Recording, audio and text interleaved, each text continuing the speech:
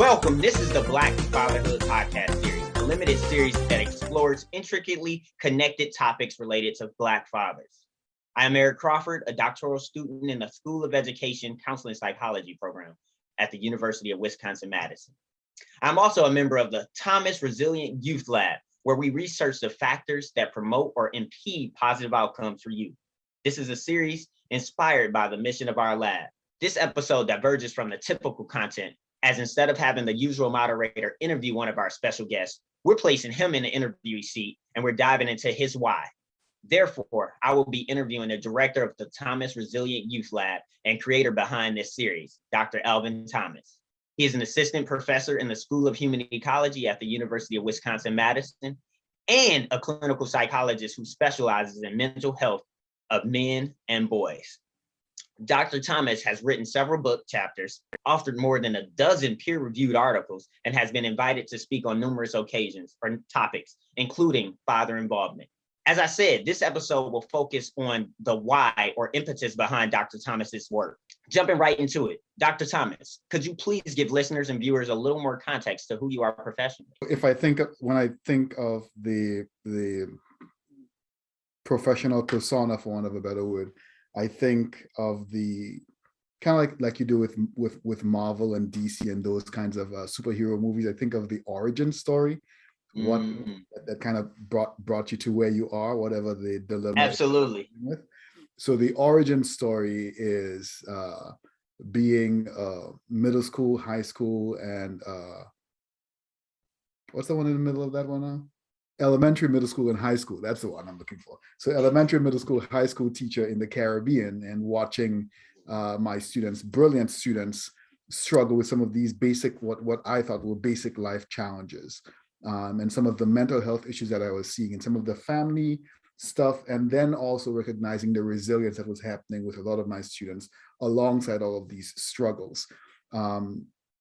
And how that became the motivation for me seeking higher education. So going to Morehouse, as you'll see in my background there, going to Morehouse, doing that degree in psychology, and recognizing that the questions that kept coming up for me around youth development, around Black families, around fatherhood, around parenting, that those questions needed more inquiry. I needed to kind of find out a little bit more about that, which is kind of what led me into clinical psychology. I wanted to understand what were the abnormal behaviors, but understanding instead not just the abnormal behaviors, but what are some of the factors that increase the likelihood of these abnormal behaviors and decrease the likelihood of those abnormal behaviors, and focus on a very specific population, the Black family.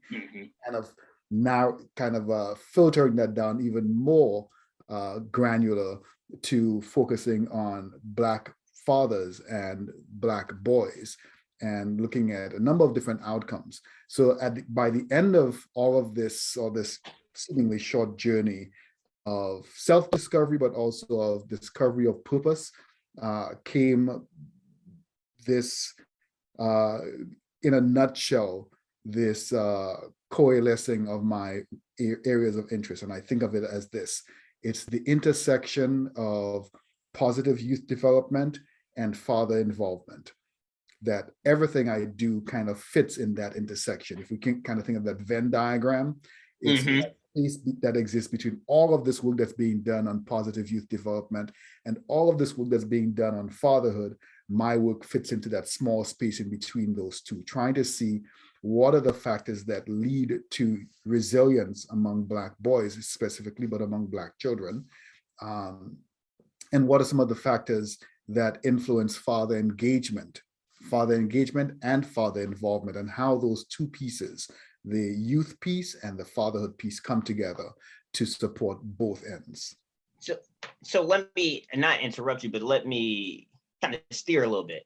You spoke to almost this evolution, or this place where you started with these broad questions or inquiries about youth development, about father involvement, about these different areas that just kept standing out to you.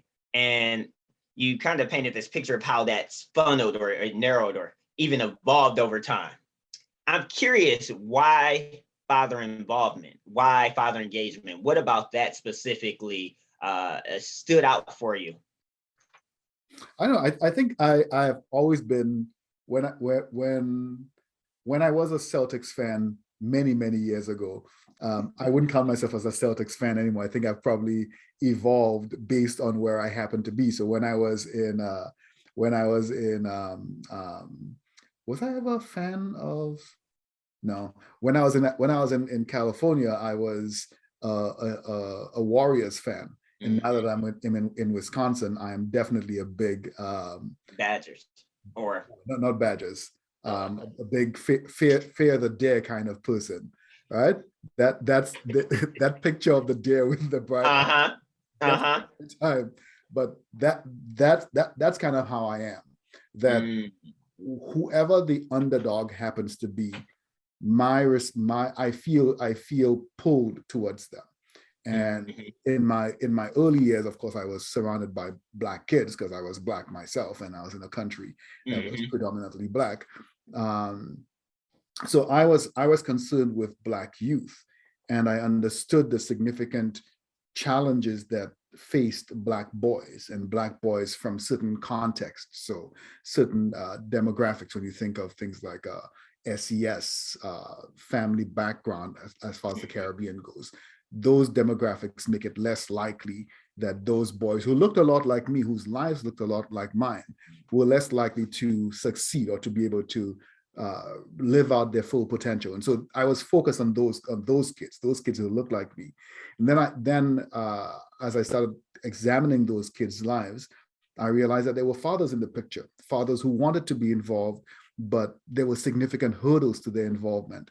Fathers who in some cases did not want to be involved, but I saw the benefit for those fathers to be involved, not just to the father, but also to the child.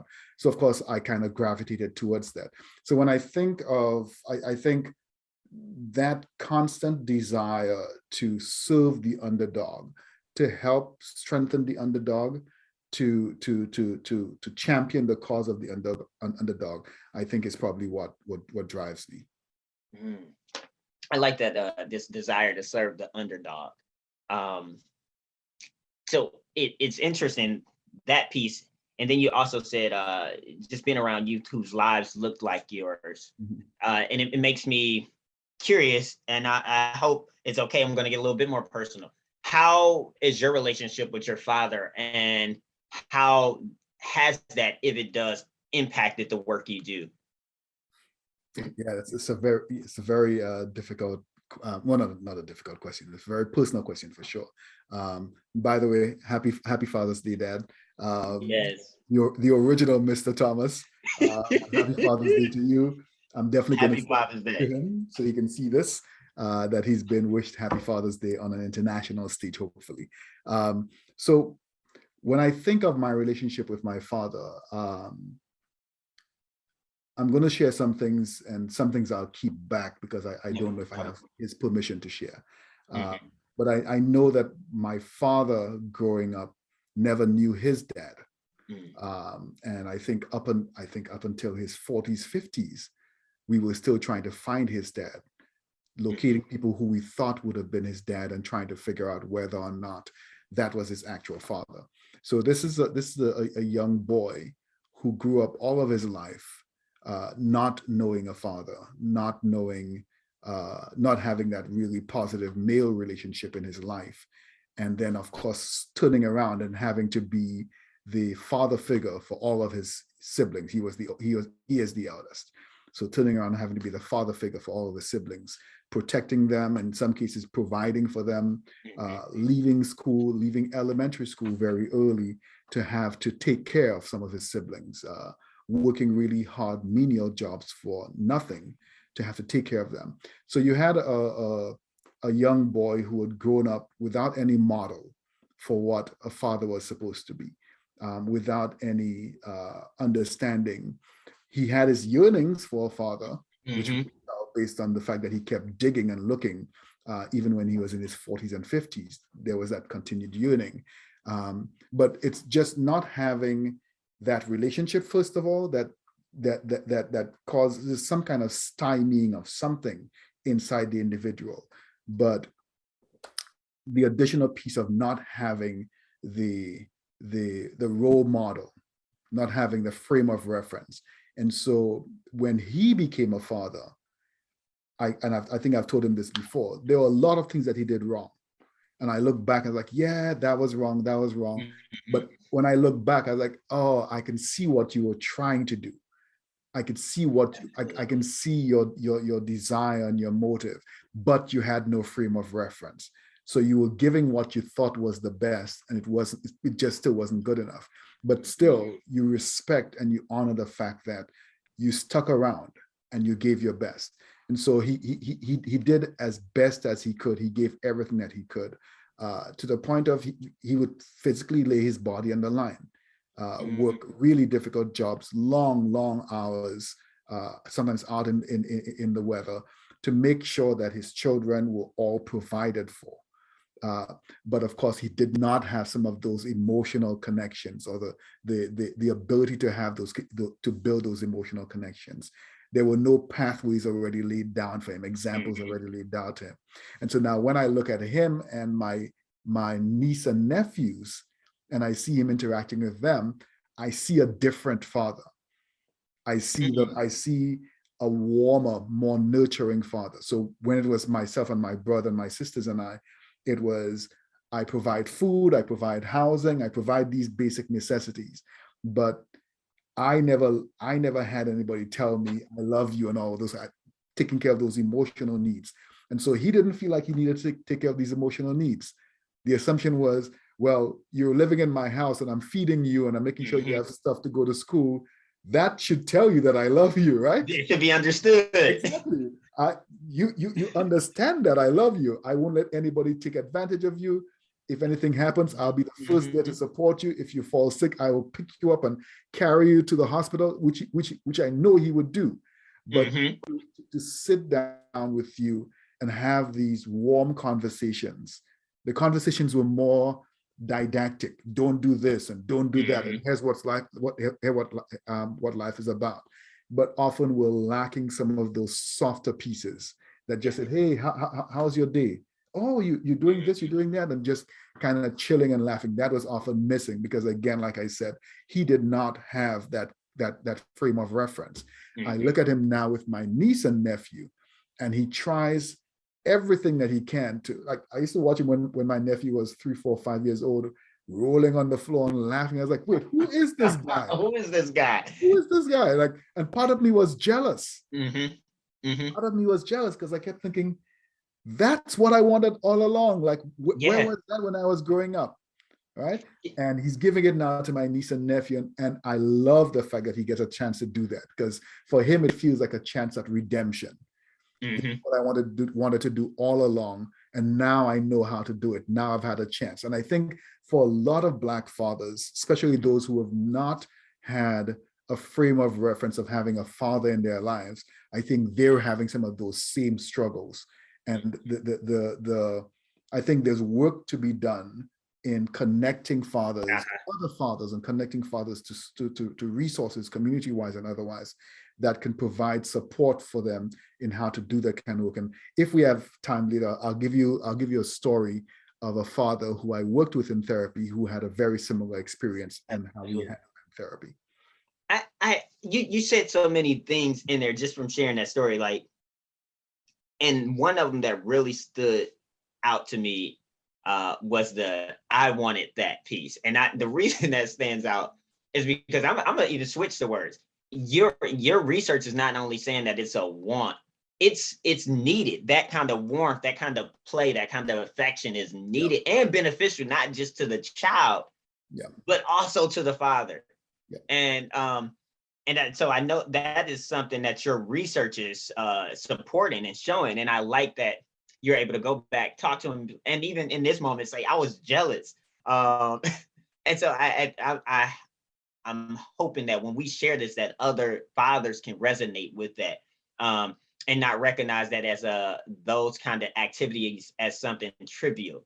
And the interesting thing is, it's when fathers engage in those behavior or those activities, those behaviors, that it really benefits the child. And I think that's one of the things that the literature shows, that when fathers engage in those nurturing activities, those play activities, it benefits the child cognitively, emotionally. And And so I think that's a beautiful thing to, in hindsight, as a researcher, as a child, I'm saying the child of your father, Right. to be able to be like, I wanted that, but the truth is I needed that. Yeah.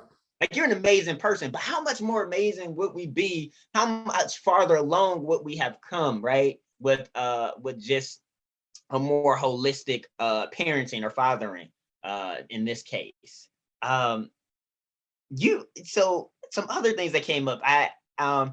Throughout the series, right? We touched on these different topics. We asked father or these experts, and some of them fathers, some of them not. They're just expert researchers, to connect Black fatherhood to these different areas. So Black fatherhood in the Black family, Black fatherhood in the context of relationship. And then the one I think that was, we had a really profound meeting or interview on was the meaning of fatherhood. I don't remember if you, Dr. Thomas, got to express and share what fatherhood means to you. And in your description of your father, you painted two types of fatherhood. The more traditional and masculine adhering fatherhood, to now what we've seen fatherhood evolve into, one filled with warmth and affection. And I'm curious, for you, what does it mean to be, what does fatherhood mean? You're doing a very good job. Thank you. To me, I think when I think of fatherhood, my brain almost goes into paralysis, because it's almost as if it's like an atom exploding, and I see connection, I see future, I see growth, I see all of these things at the same time. And so when I pull back from that kind of mental and emotional paralysis that comes whenever I hear the word fatherhood, and Black fatherhood specifically, I think of the most important, most powerful role a man could play, or I should say maybe one of the most important, most powerful roles that a man could play. I think of probably one of the most influential purposes that a person could have. I think of a man learning that his partner is pregnant and what that must mean. To learn that there's something from you that's going to survive beyond you. And then that first time you see that child move in your partner's stomach, and knowing that thing is part you and part this person whom you love. And that first time you see that face, and it's like, wow, I see my eye, or I see my nose, or I see my grandmother's ear, or I see something from beyond the generations. It's almost as if from beyond the generations, something is speaking to you and saying, wow, this part of you is going to continue. This spirit that has come through is going to continue. So when I think of fatherhood, I think of that.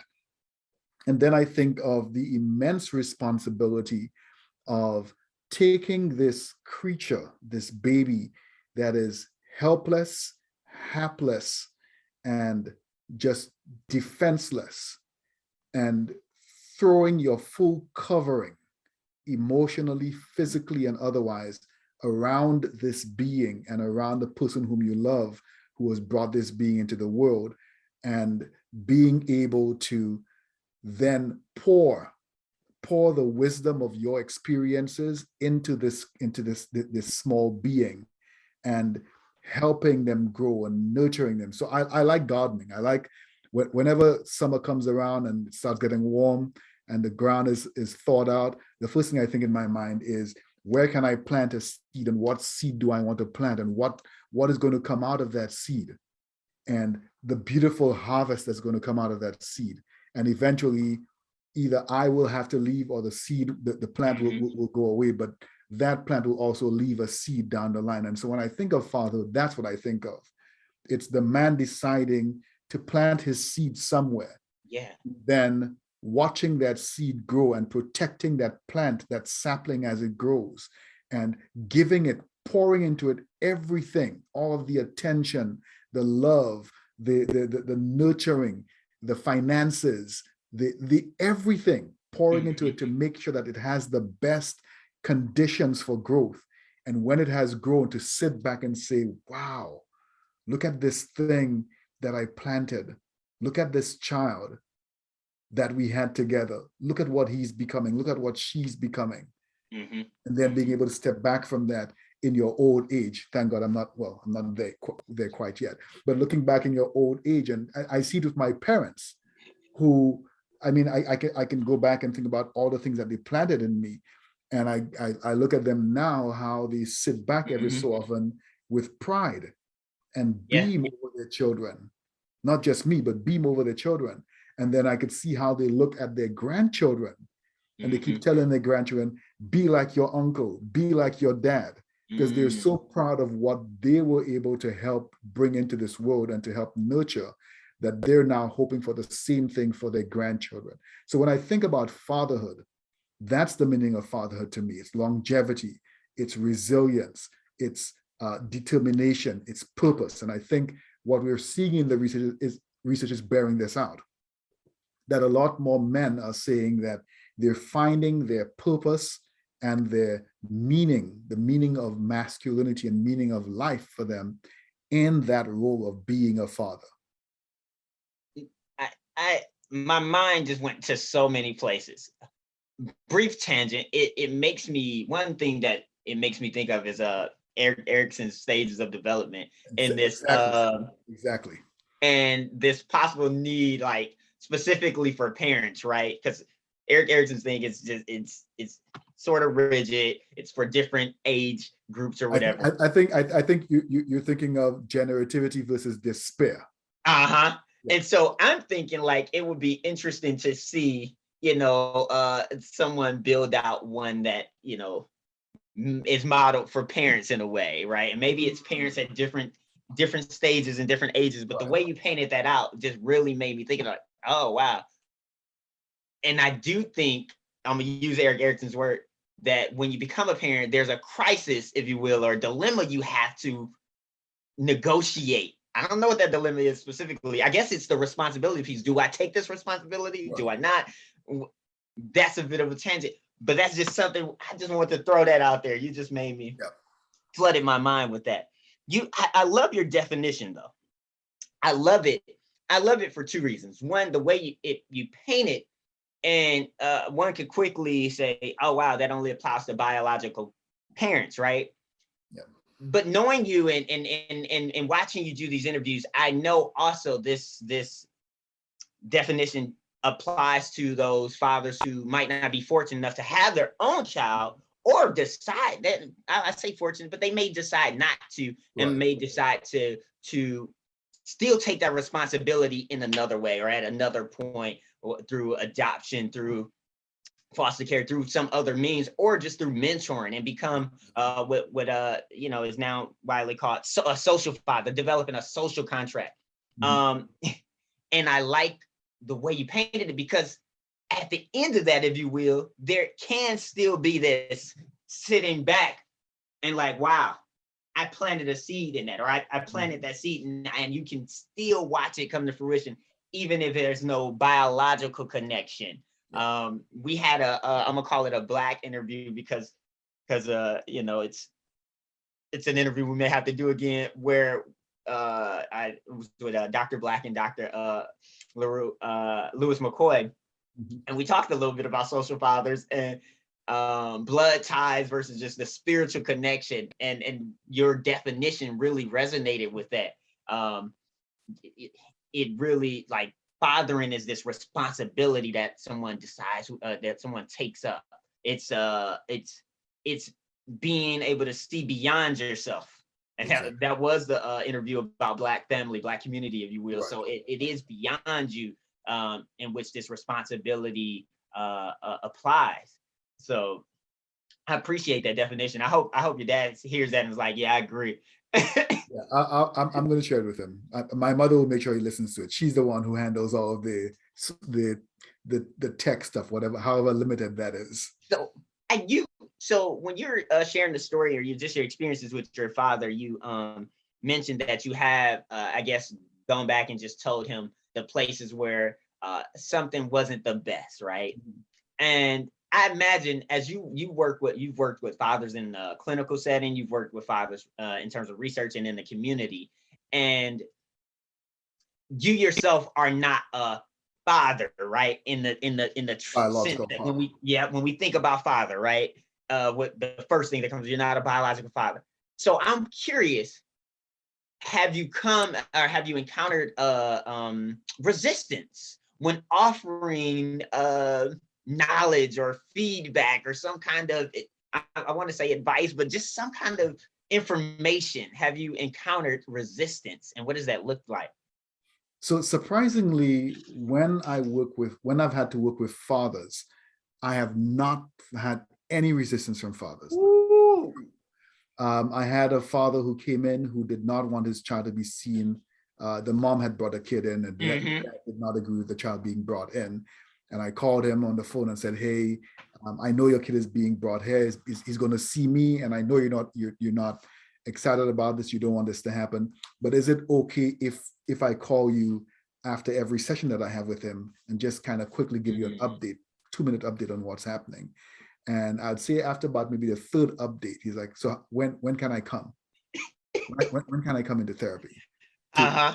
and so I invited him. I was like, you can come in and give me your own view of things and tell me how the kid is when he's with you, and turn into a very beautiful relationship. The connection between the mom and the dad was reignited. The child was doing much better. The mom and the dad, even though they were separated, were now meeting together to talk up. They were co-parenting better. Just great. I had another one where again the dad was supposedly not interested in coming in, and made a call to him, and dad popped in, and again we had a really great connection in therapy, and he became a really important integral part of the process. Then I had another dad who came in with incarceration history, and I was a very young a student therapist at the time, and I thought to myself, there is no way I'm going to be able to reach this guy. This guy is coming in, he's tough, and he has all these muscles, and he's Uh-huh. hard. And we talked for a little bit, and we were just talking about what fatherhood is, and he was giving me his story about his father. And for all across all of those, not once did any of these guys ask me, "Are you a father?" Mm-hmm. Mm-hmm. Right? I would no, that is actually not true. I did have one dad. He was a white dad. There was some demographic issues. So it was race, but it was also SES and Mm-hmm. status, academic status. And he looked at me and said to me, he was an older guy. He's like, "I could be your dad." And I was like, "No, you can't." Like, I could be your dad. I could tell you. And so both of these were much older fathers. Uh-huh. I think the only pushback I had were with fathers who were much older, who perceived that they were significantly older than me. And so they felt, I think for them it was, what can this young person tell me about Yeah. fathering my child? But for other fathers, no pushback. For mothers, I have had some pushback from Oh. mothers though. I think I had 2 mothers ask me, "Do you have any children?" Mm-hmm. And Mm-hmm. then one mother actually said to me, "If you have no children, what can you really tell me? Mm-hmm. You don't have any experience in this." And so So I told her, "Hey, you know what? It may sound like I have no lived experience in this, but I've raised more than 1,000 children uh, mm, throughout my teaching experiences and all my other experiences and my therapy experiences. I've dealt with more than 1,000 children, and mm-hmm. so hang with me for a while, and let's talk. And if you feel like when you're done that there's nothing here to be gleaned, then we can end it. But if you think that there's anything," and she hung around for Uh-huh. much longer. So I appreciate that. I'm curious. It's actually encouraging because there's a picture sometimes painted specifically around Black fathers that they're resistant, right? That they don't want to do or participate in this therapeutic process. Or in just yeah, in the therapeutic process in fathering, which we know is not true, right? I'm curious as to specifically as it comes to the context of clinical and practice and participating in therapy. What? So you said you said supposedly not interested. Mhm, mhm. I'm wondering if it's something you did.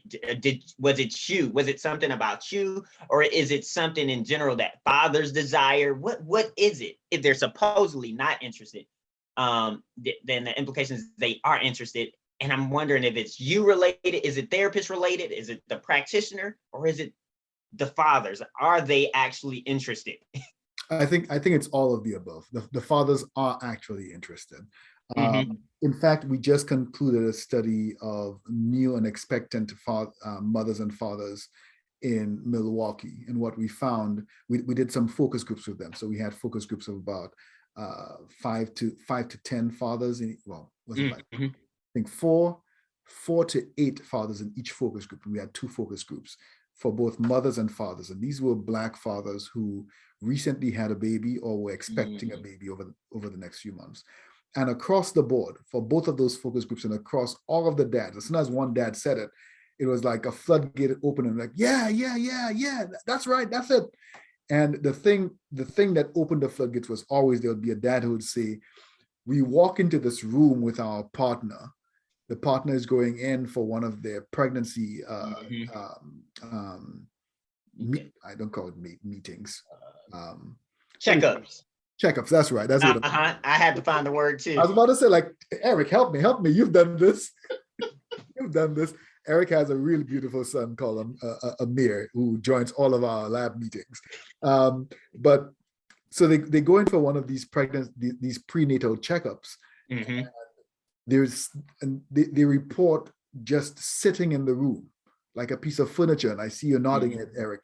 And they're like, if they go in for the ultrasound, the doctor angles the screen away from them so the mom can see, the doctor can see, and the dad is just sitting in the back of the room somewhere in a corner until they're ready to leave. And just to interject, I will say, and then from my personal experience, yes, I probably had one nurse throughout the entire prenatal experience up until labor treat me like I was a person that was there.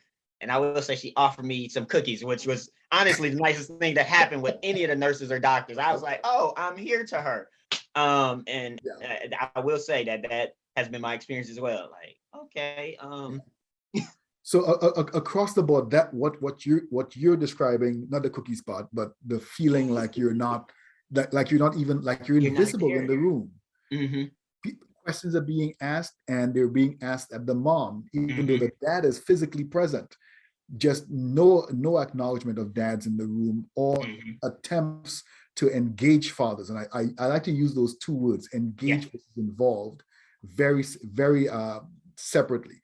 Engaged is an attempt to include fathers in what's going on. Involved is the father's decision to be part of what's going on. So fathers want to be involved, but we're not doing a really good job at engaging them and keeping them engaged. I'm going to tell you how much I don't know if it's in their practice or just how they've been socialized around just labor. It's so bad that they are, I think, brazen enough to even ask mothers, do they feel safe? As if the father is not, like, as if my presence will not change her answer. Right. Like, if she was not safe, I don't think she would say it if I'm here. Right. And I'm like, wow, am I really invisible to this person? Yeah. So I think a similar thing happens across medical contexts, and that's even in the therapy room. So when the fathers that I was working with, the families I was working with in therapy, often it would be that we take and I have a study that's out based on this essentially, where we as therapists, we take the report or the account of the person who's presenting the child. So the child comes into therapy, they come with the mom, the auntie, the grandma, or the older sister.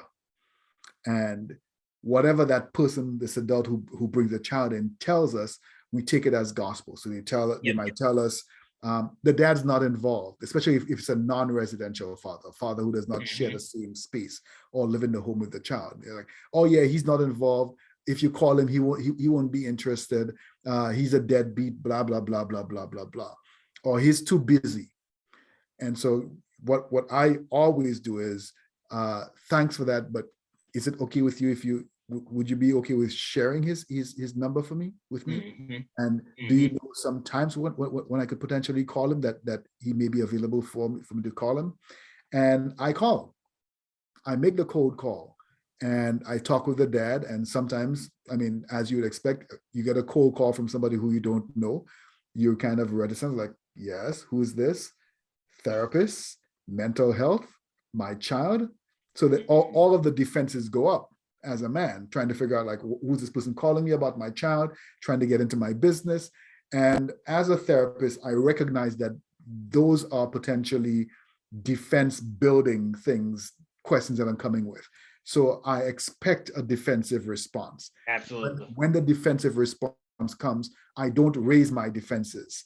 I hold back and allow the individual to work out that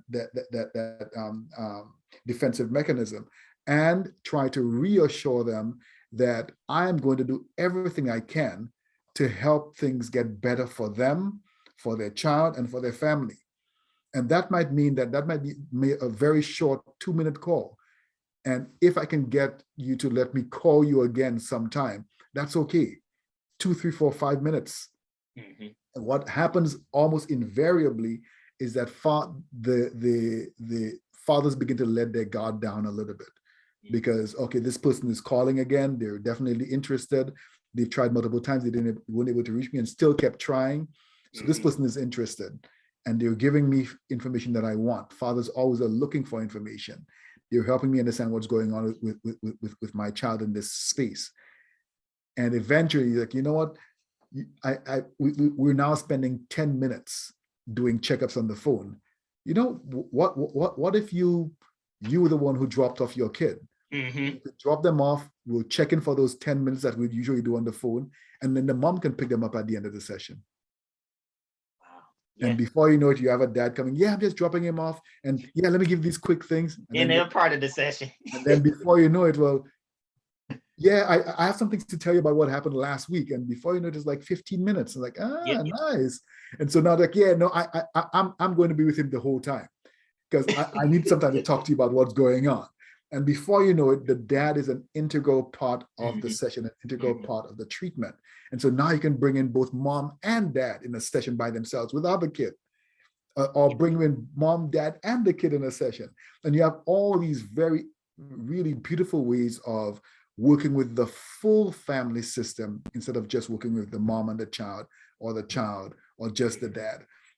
But if our clinicians are not trained to do that, if our clinicians are not trained to extract from their minds, to challenge the viewpoints, the perceptions that they have of fathers, but especially of fathers who don't live in the home, and Black fathers, if they can start challenging those perceptions that these fathers aren't interested, these fathers won't be useful in a session.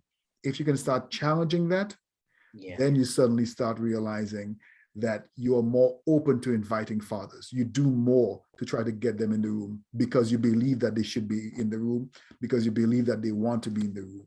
If you have a negative perception of something, the Pygmalion effect says that that's what you're going to receive.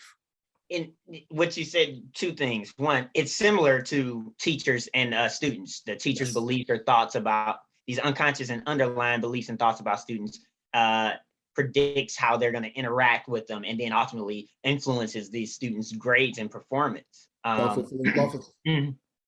the other thing too is that they saw researchers have shown that finding commonalities or building a relationship between teacher and student improves student grades.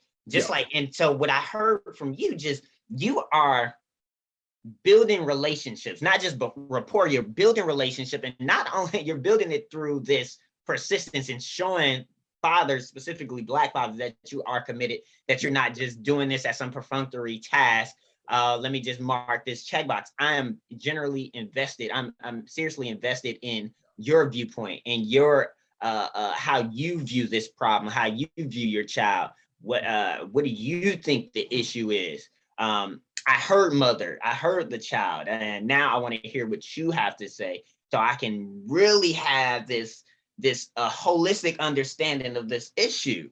So that happens even when fathers are in the room. So you have fathers who physically live in the home, are married, part of the family, and both mom and dad show up to the session with the child, and ask, so tell me, how is little Johnny or little Debbie when he or she has friends over?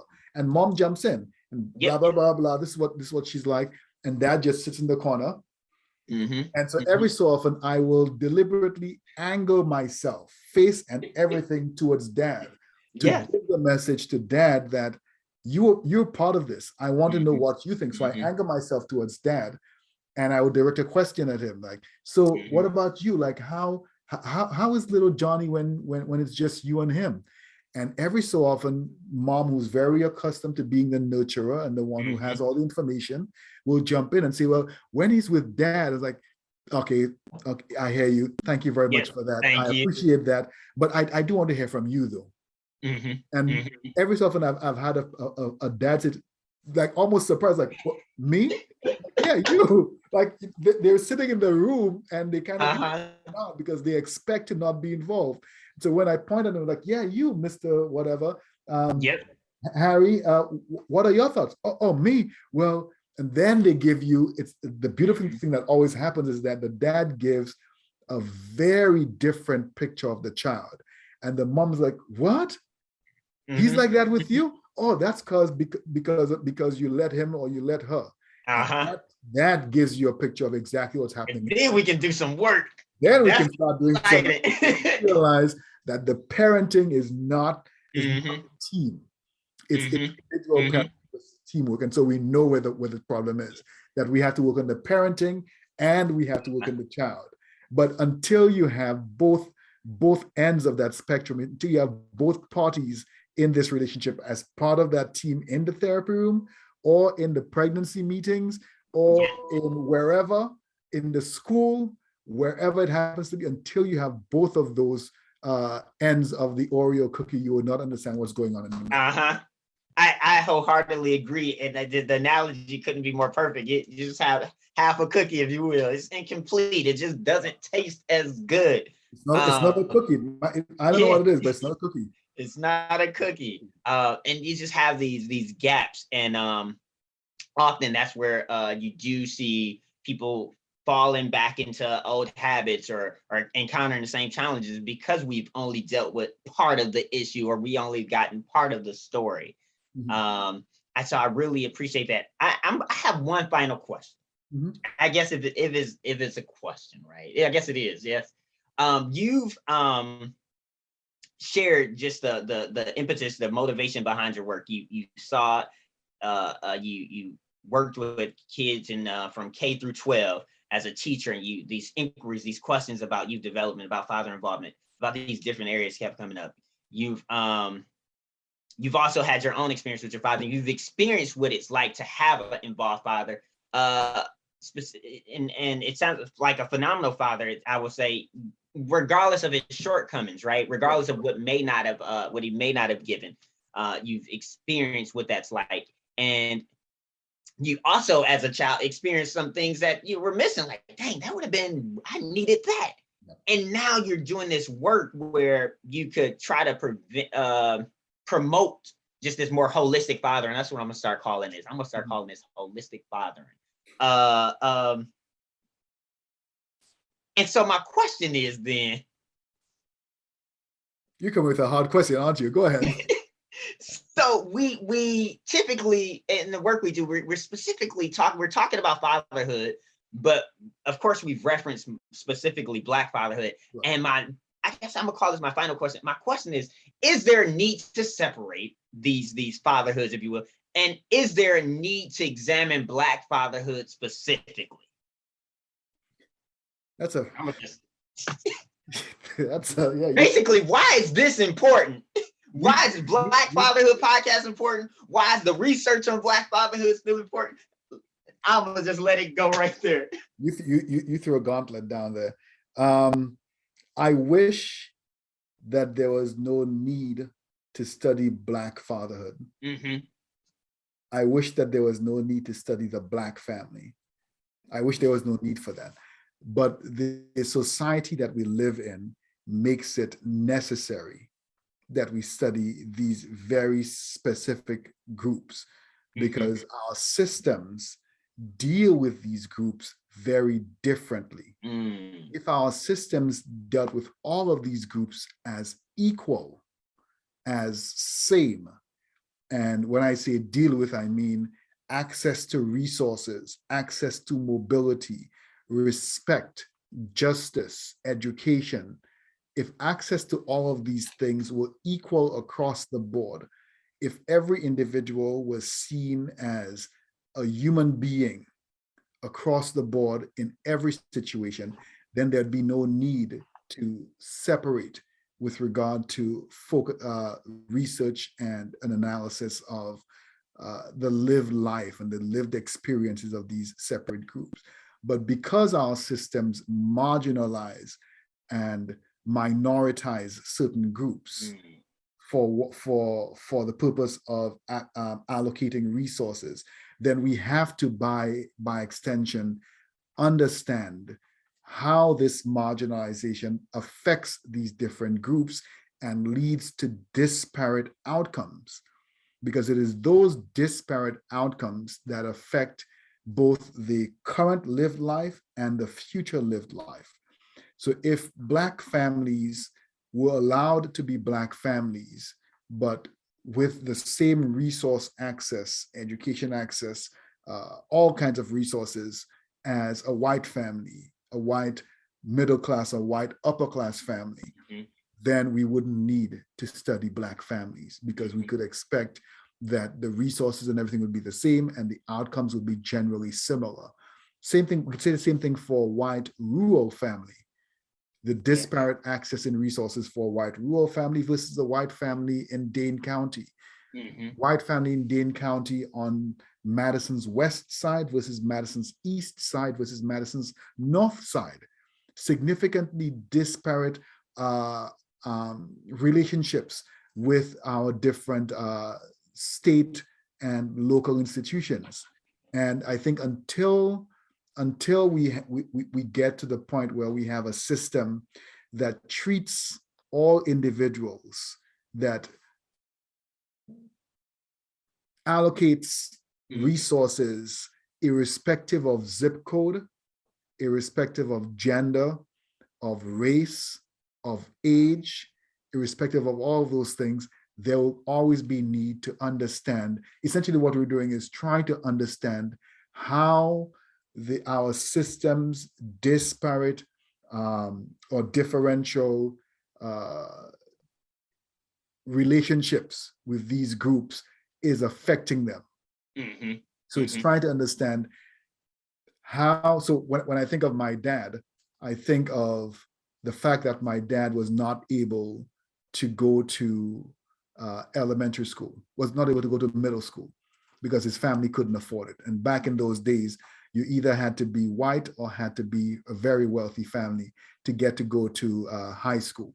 You could, there just wasn't enough high school spaces. So you had to be a well-to-do family. My dad was far from a well-to-do family. So that meant that at 11, 12 years old, my dad was working a full-time job. And his full-time job was working as a baker's apprentice. And he was working that job to be able to send his sisters to school, while my grandmother, his mother, was in the UK working menial jobs, cleaning people's bathrooms and whatnot, to send money back home to help take care of her kids. While another family that had significantly more resources, their child, their son, who was the same age as my father, was at school while my father was at the bakery. So tell me what are the outcomes going to look like for the son that a child at 12 years old who's a baker's apprentice, a child at 12 years old who's sitting in school and allowed to have his full childhood experiences and learn from the world and explore the world. Tell me how those two children, when they have children, what is going to be the outcome for those children? And when those children have children, unless something happens or changes, what is going to be the outcome for those children? And so that's why there's need to study Black families and Black fatherhood, because the interactions between Black fathers and Black families and the larger system is very different compared to other groups. I wish I want to just end it right there, right? Because I've heard that question asked in different contexts, in different interviews. And one, I think just saying our system, because our systems deal with different groups differently, is probably one of the best, clearest answers I've ever heard. I think even Jared, just ending statement in terms of, I'm going to change it a little bit, but just we need to study this group or the specifics because of the generational impacts, right? I'm thinking, even if systems change miraculously tomorrow, we still have to deal with the ramifications that have happened in terms of just thought processes that have changed. Because that, like you said, that 12-year-old, that man who was a 12-year-old who had to work a full-time job, and that man who was a 12-year-old who got to enjoy the freedoms of going to school, have a different mindset that has been nurtured and cultivated that's going to be carried on and passed on, and those have different ramifications that even if the system miraculously changed, we would still have to deal with those things until I don't know when. You dropped so many gems, but I think one of the most important things that I think has come from this, this is a different interview from our other episodes on the podcast, but I think this echoes and summarizes the entirety of the Black Fatherhood podcast.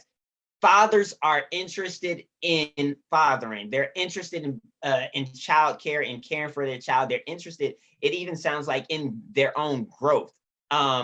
The thing that we as practitioners, as clinicians, as researchers have to remember that there has to be a relationship. We have to show that we're invested, not just to get information from them, but we're invested in them as a person, in them and fathers, as Black fathers, as a father. And we're not just coming into their lives it's not just for our benefit. And I think sometimes it may seem that way, but when we show that we're determined, like you in your clinical experience, you've learned, just being persistent, being determined, and showing that you're genuinely invested in this person's, as a person, their opinion, their perspective.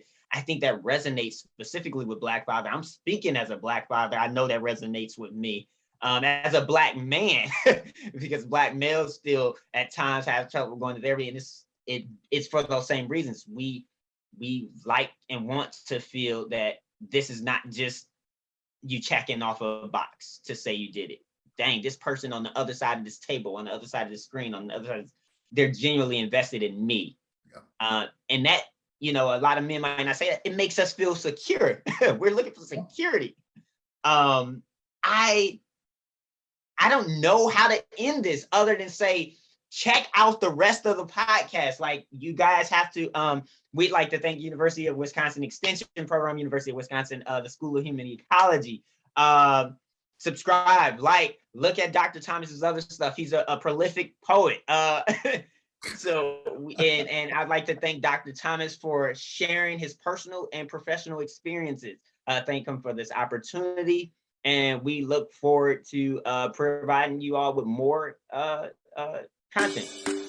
Thank you. Thank you for listening to the Black Fatherhood podcast with Dr. Alvin Thomas. If you enjoyed this episode, please share it with your friends on social media or post a review online. Thanks again for being part of the conversation.